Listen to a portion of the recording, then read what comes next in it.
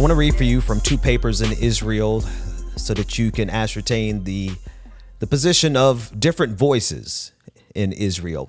The first is from Haaretz, and it reads as follows. The disaster that befell Israel is the clear responsibility of one person, Benjamin Netanyahu, the prime minister who has prided himself on his vast political experience and irreplaceable wisdom in security matters, completely failed to identify the dangers he was consciously leading Israel into when establishing a government of annexation and dispossession, while embracing a foreign policy that openly ignored the existence and the rights of Palestinians. End quote. It's important to hear these voices because oftentimes when we speak about Israel, people speak collectively as if they are a monolith. Just like when people speak about Jewish people, they equate Jewish people with the right-wing government of Israel. There are dissenting voices in Israel, not only right now today, even in reaction to what Hamas did. There are Israeli voices, Jewish people who are still standing for the Palestinian people in the face of the horror that was brought down on them by Hamas. So it's important to realize that Israel is no more a monolith than the United States of America, and that the Israeli government does not equal the Jewish people. Here's a report from the Times of Israel. Headline states, Egypt intelligence official says Israel ignored repeated warnings of, quote, something big. And it reads as follows, quote, mounting questions over Israel's massive intelligence failure to anticipate and prepare for a surprise Hamas assault were compounded Monday when an Egyptian intelligence official said that the Jerusalem had ignored repeated warnings that the Gaza-based terror group was planning something big, which included an apparent direct notice from Cairo's intelligence minister to the prime minister. The Egyptian official said Egypt, which often serves as a mediator between Israel and Hamas, has spoken repeatedly with the Israelis about something big without elaborating. He said Israeli officials were focused on the West Bank and played down the threat from Gaza. Prime Minister Benjamin Netanyahu's government is made up of supporters of West Bank settlers who have demanded a security crackdown there in the face of a rising tide of violence over the last 18 months.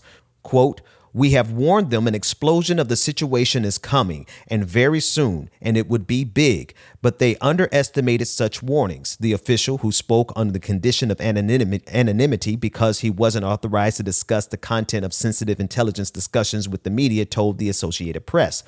In one of the said warnings, Egypt's intelligence minister, General Abbas Kamel, personally called Netanyahu only 10 days before the massive attack that Gazans were likely to do, quote, something unusual, a terrible operation, according to the news site. Unnamed Egyptian officials told the site that they were shocked by Netanyahu's indifference to the news and said the premier told the minister of the military was submerged in troubles in the West Bank. So my question is, was this a failure in intelligence or was this intelligence ignored? It seems very unlikely that an intelligence agency that has such a secure perimeter around the Gaza Strip with surveillance and intelligence coming from all sources, all types of sources and all of their resources and assets in the region, that they had no idea this was coming. If that is the case, that represents one of the greatest failures in intelligence history. Now, according to this Egyptian official, it also sounds like this could be a case of intelligence that was ignored, eerily reminiscent of 9/11. And I bring this up because all over the weekend, we have seen the assertion that the attacks by Hamas on Israel was Israel's 9/11. I wonder if that includes intelligence that was ignored, giving George W. Bush the latitude that he needed to carry out his war in Afghanistan and Iraq. Now, why would I bring this up? Well, not only because it's being reported by the Times of Israel, the Associated Press, and coming from Egyptian intelligence officials. I bring this up also because I have to ask the question, who is the biggest beneficiary of the current lay of the land? It's not Hamas. They're going to be destroyed. It's not the Palestinian people. They are going to suffer an unimaginable, hellish landscape over the next coming months.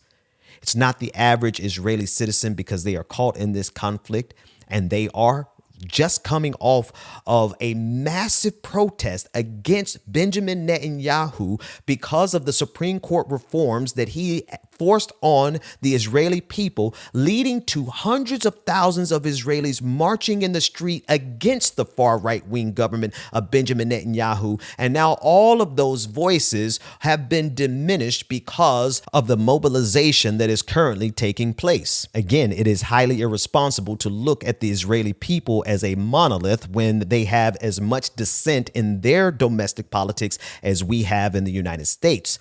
According to the Associated Press, Israeli Prime Minister Benjamin Netanyahu was facing a corruption trial that has resumed.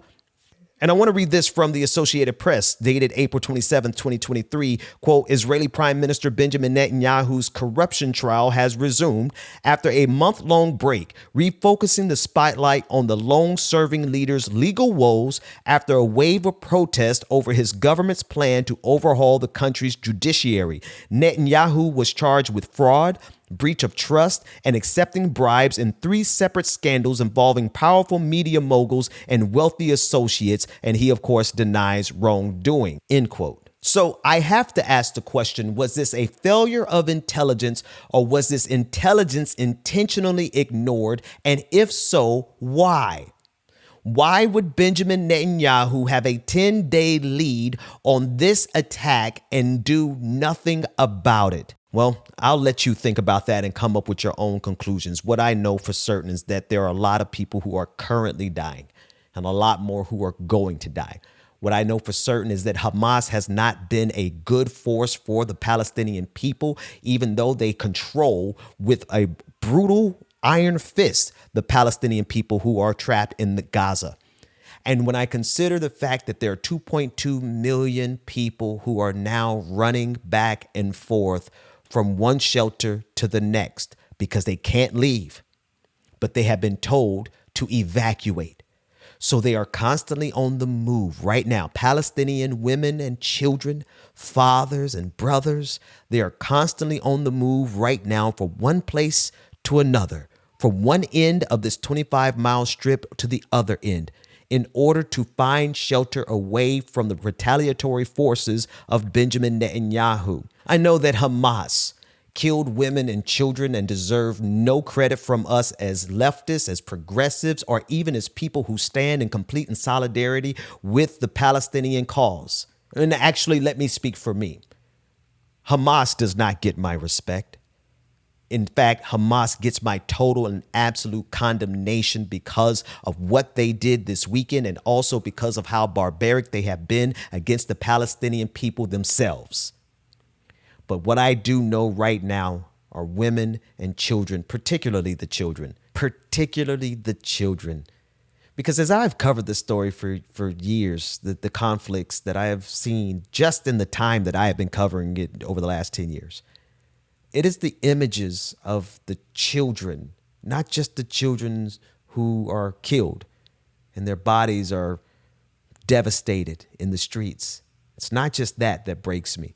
It's the children that survive that breaks me, because they're left on their own in this city, in this strip, to fend for themselves because their brothers, their uncles, their dads, their mothers were killed in the last conflict. And they seem to have one of these conflicts every year, if not every other year.